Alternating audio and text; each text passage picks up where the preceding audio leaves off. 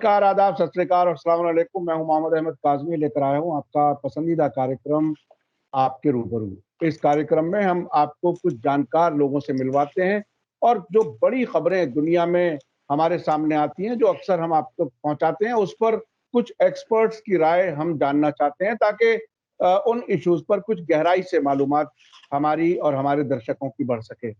अभी हाल ही में इराक के प्राइम मिनिस्टर मुस्तफा अल काज़मी अमेरिका में व्हाइट हाउस में जो बाइडेन से मिले हैं, प्रेसिडेंट से अमेरिका के, और उसमें इराक में अमेरिकी फौजों के रोल बदलने की बात कही गई है। ये कहा गया है कि दिसंबर 2021 के बाद वो कॉम्बैट ऑपरेशन में नहीं होंगे।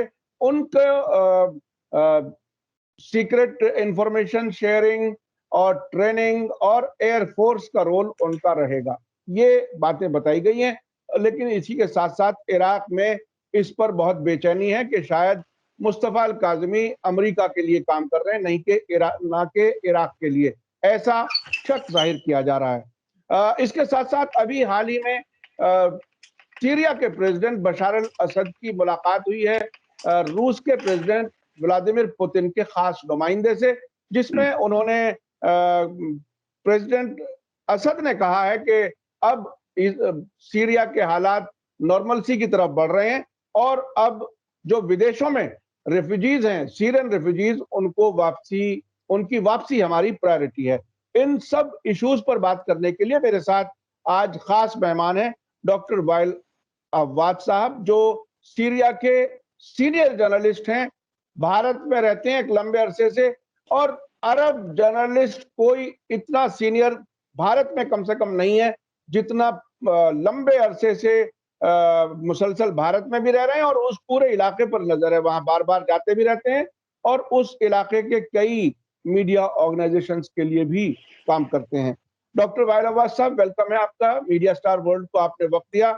आप ये बताइए कि इराक और अमेरिका के ताल्लुकात किस तरफ जा रहे हैं? क्या मुस्तफा अल काज़मी अमेरिका के लिए काम कर रहे हैं जैसा कि उन पर शक जाहिर किया जा रहा है, या वो सीरियसली इराक की बेहतरी के लिए कोई काम कर रहे हैं? क्या कुछ है, आप इसे कैसे समझते हैं? बहुत बहुत शुक्रिया आपका। मैं आपके प्रोग्राम को हूँ। मैं ये आपके ये कहना चाहते हो, ये सबसे पहले आप याद है आपकी अमेरिकन फॉरेन पॉलिसी है, उसके लिए एक ऑब्जेक्टिव है रिजीम चेंज।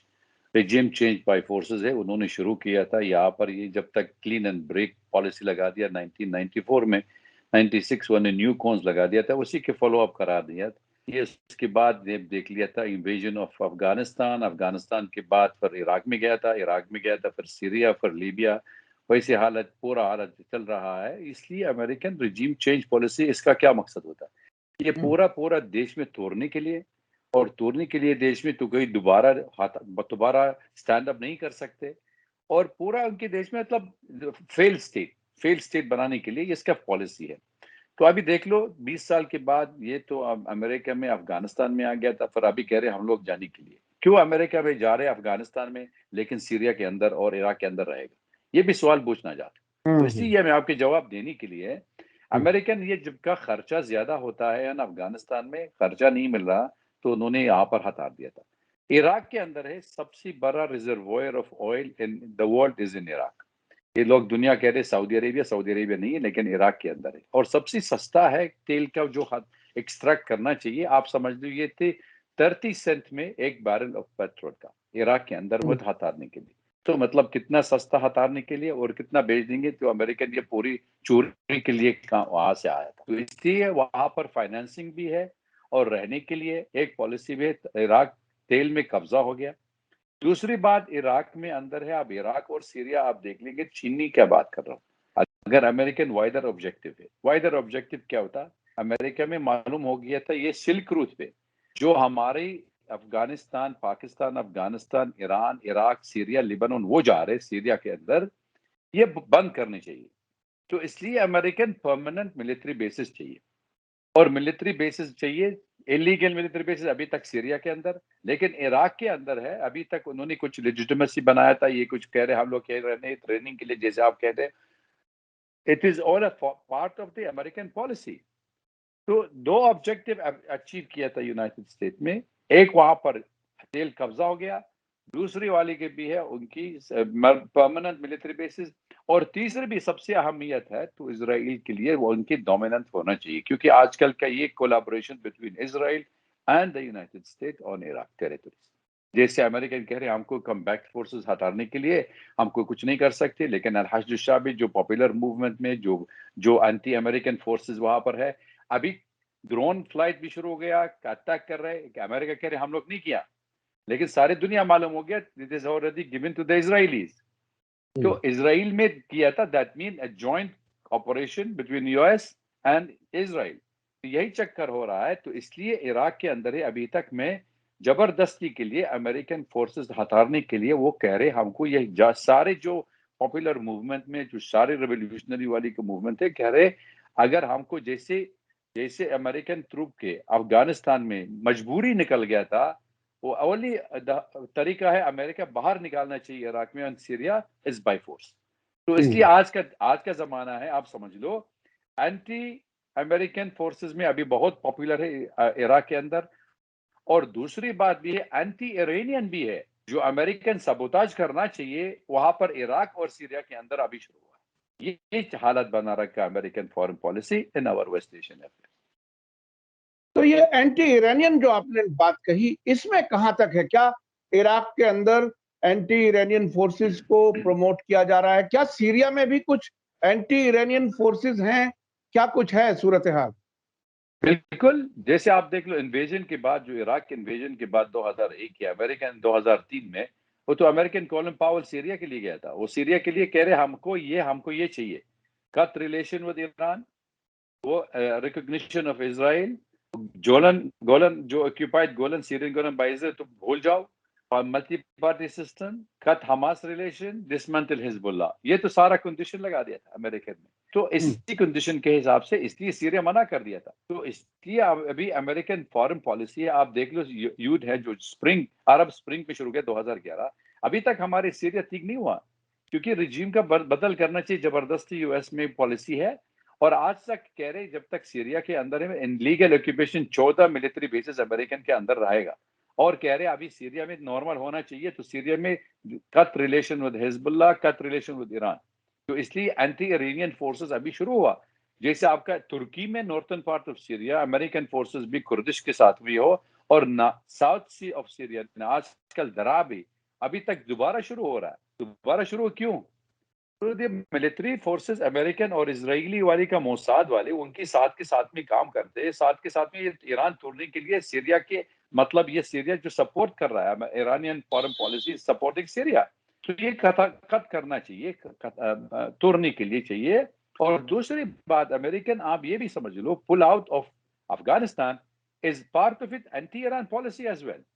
तो एंटी ईरान के लिए, क्योंकि वहां पर जब तक उन्हें हार्डकोर सलाफिस्ट जिहादिस्ट वाली ग्रुप में शुरू हुआ, और इराक अंदर भी है अमेरिकन, वो उन्होंने ट्रेन भी किया था मुजाहिदी खल्क, एंटी इरानियन फोर्सेस भी है, बॉर्डर के एरिया वो शुरू हो गया। ये भी समझ लो इंस्टेबिलिटी ऑफ ईरान, वो भी उनकी मेन ऑब्जेक्टिव। तो सीरिया, लेबनान, इराक, ये सारी दुनिया कह रही है तो एक्सिस ऑफ रेजिस्टेंस, वो axis of resistance against American and Israeli dominance, ये होना चाहिए, तोड़ने के लिए चाहिए। तो हर इसलिए अमेरिका में अभी तक वहां पर through their proxies in the region, through Turkey, through Qatar, through Saudi Arabia, पैसा दे रहे लोग है, वो तो जिहादिस्ट वाली वो डॉक्ट्रिन में दे रहे, ये करो वो करो। तो इसलिए आप ये भी समझ लो part of the wider objective of US in the Middle East, अभी तक तुर्की भी प्रमोट कर रहा है, सलाफिस्ट मूवमेंट प्रमोट कर रहे तुनीशिया के अंदर है, और इजिप्ट में शुरू कर रहा है इख्वानुल मुस्लिमीन भी आना चाहिए, part of the American policy. तो इसलिए वहां पर ये तो एंटी इरानियन फोर्सेस जरूरी अमेरिकन सबसे बड़ी वाली ऑब्जेक्टिव है, सपोर्ट करना चाहिए। ये ईरान के लिए हर जगह ईरान इंटरेस्ट हो रहा है, ईरान इंटरेस्ट को तोड़ने के लिए। अनफॉर्चुनेटली है अमेरिका और ईरान में बहुत कॉमन इंटरेस्ट बहुत है, लेकिन आज तक जो अमेरिकन एंटी इरानियन पॉलिसी, ये भी समझ लो ईरान भी एंटी अमेरिकन पॉलिसी भी शुरू कर रहे हैं वहां पर मिडिल ईस्ट के अंदर। तो इसलिए दोनों है, मतलब प्रॉक्सी वॉर शुरू कर रहा है anti American forces in Iraq, in Syria, in Lebanon, in Palestine, और अमेरिका में हर जगह ईरान माइनॉरिटी उनकी सपोर्ट कर रहा है, और उनकी हमको ये भी करना एंटी इरानियन वो शुरू करना, भाग जाना चाहिए। तो इसलिए the problem is creating step by step between this two powers. अच्छा, सीरिया और इराक, इन दोनों मुल्कों पर खास अमेरिका की कोशिश है कि वो ईरान से दूर हो जाएं, ईरान से अलग हो जाएं। वो कौन सी ऐसी खास बात है, वो कौन सा ऐसा कॉमन ग्राउंड है जिसकी वजह से ईरान के साथ अच्छे ताल्लुकात रखना इराक और सीरिया की जरूरत है या चॉइस है, क्या है? देख लो, चॉइसेस है और नेबर भी है, तो रहना चाहिए। History is with us. America कितना ट्राई कर रहा है सीरिया और सीरियन बॉर्डर भी आप देख लो। अमेरिकन अमेरिकन फौज कहाँ है? अमेरिकन फौज north eastern part of Syria, मतलब पूरा पूरा जो उनकी जो बॉर्डर के साथ ही है, तो पूरा अमेरिकन मॉनिटर कर रहे। क्यों? ये भी समझाना पड़ेगा आपके लोग के, ये तो काटने के लिए, मतलब एक्सटेंशन जो support forces support Syria and Lebanon और फलस्तीनी के लिए वो बंद करना चाहिए, क्योंकि ईरान सपोर्ट कर रहा है और Iran through Iraq to Syria to Lebanon, ये पूरा लाइन में बंद करना चाहिए। तो इसलिए अमेरिकन में सीरियन और इराक बॉर्डर बंद कर ले, क्योंकि सीरिया की वॉर है, जो युद्ध शुरू हो गया 11 साल हो गया अभी तक। उन्होंने इकोनॉमिक सैंक्शन भी लगा दिया था, पॉलिटिकल भी प्रॉब्लम हुआ था और मिलिटरली, और तीनों आइटम अमेरिकन में अभी तक with Israel they are doing the same.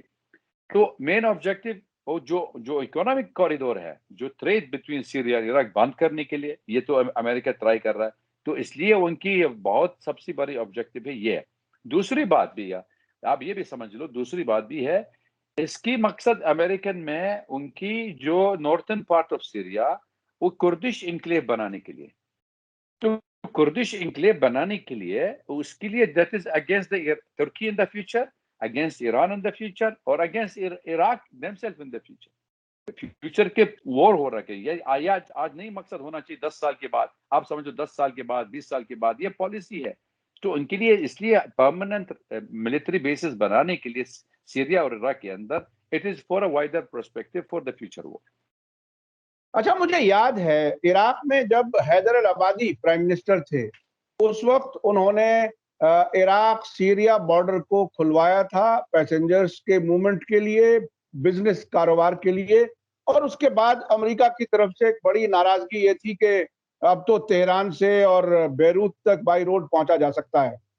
वो क्या हुआ था कि इसमें फिर से डिसरप्शन हुआ और उसके बारे में कहीं डिस्कस भी नहीं हुआ? वो क्या कुछ हुआ था? कोई बड़ा वाकया क्या कुछ हुआ था, क्या था? देख लो आप, ये सारी दुनिया मालूम होगी है। तो दाएश कहाँ से आया? दाएश और कहाँ से आया? सीरिया के अंदर।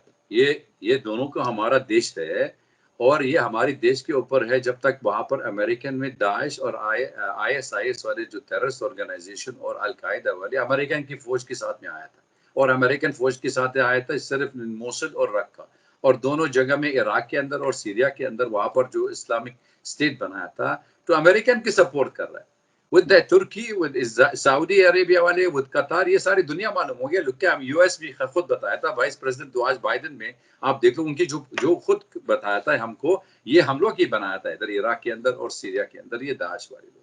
तो इसलिए वहां पर दाएश की बनाया था। उस सीरिया के जब तक उनकी फौज की जो इराक की फौज, इरानियन और सीरियन आर्मी, उन्होंने सपोर्ट कर दिया, तोड़ दिया था उसकी, ये दाएश वाली खत्म कर दिया था। अमेरिकन कैब में अभी तक जो प्रिजन के अंदर है, जेल के अंदर जो रखा 50,000 लोग है।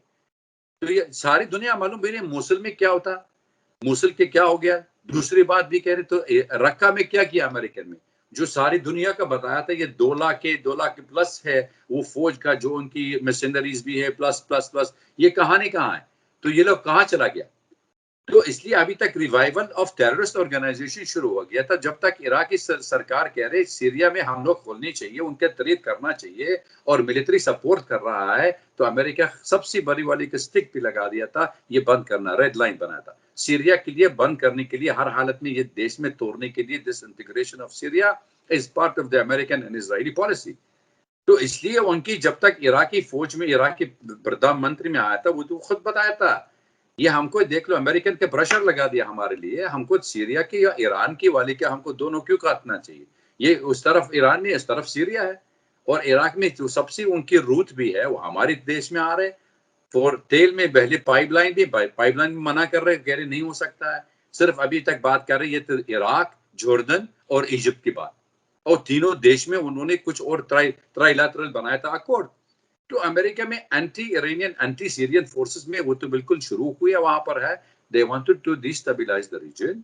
तो इसलिए इराक वाली के जो अभी सरकारी है, जो अभी तक इलेक्शन में जा रहे लोग हैं, तो अभी तक बहुत अभी तक, कल का भी परसों भी, तो वहां पर आप देख लो बम ब्लास्ट भी कल रात को भी होता, हर रोज में अभी तक अल-कायदा वापस आ गया था, दाइश वापस आ गया, क्यों?